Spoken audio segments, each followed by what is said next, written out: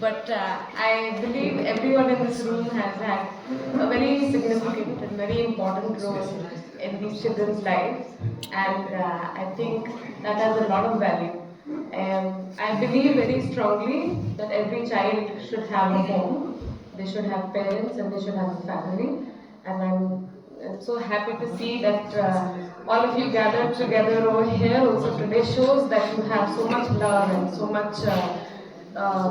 much care for these children, that you want to have such a joyful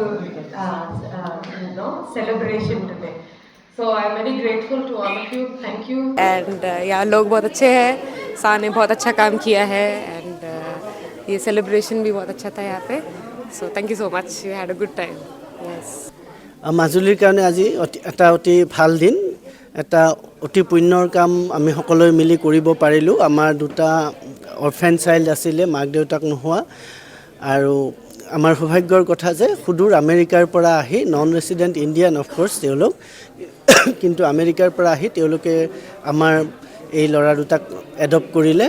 আৰু আমি আশা কৰিছোঁ, পেৰেণ্টছৰ লগত কথা পাতিছোঁ, পাতি উঠি গম পাইছোঁ তেওঁলোক যথেষ্ট ভাল, নম্ৰ, ভদ্ৰ, আৰু আমাৰ যি ল'ৰা দুটা যাব ইয়াৰ পৰা তেওঁলোকে নিশ্চয় এটা অতি ভাল জীৱন এটা পাব.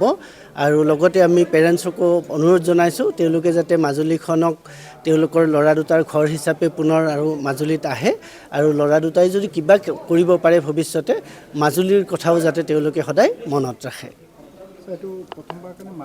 মাজুলীত এইবাৰ প্ৰথমবাৰৰ কাৰণে হৈছে, বহুত নিয়ম নীতি পালন কৰিব লগা, আৰু আমি গোটেইখিনি নিয়ম নীতি একদম পালন কৰিহে গোটেই প্ৰচেছটো কৰিছোঁ.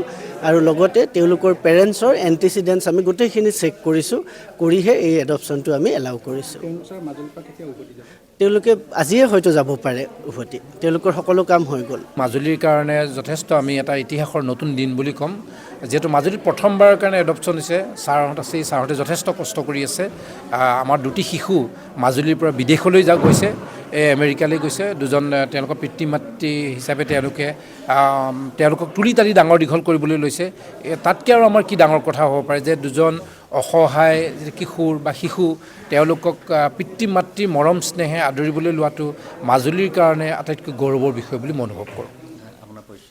মোৰ নাম অখিল চন্দ্ৰ বৰুৱা, মই সূৰ্যোদয় নামৰ এটা বেচৰকাৰী সংস্থাৰ সঞ্চালক হিচাপে কাম কৰি আছোঁ.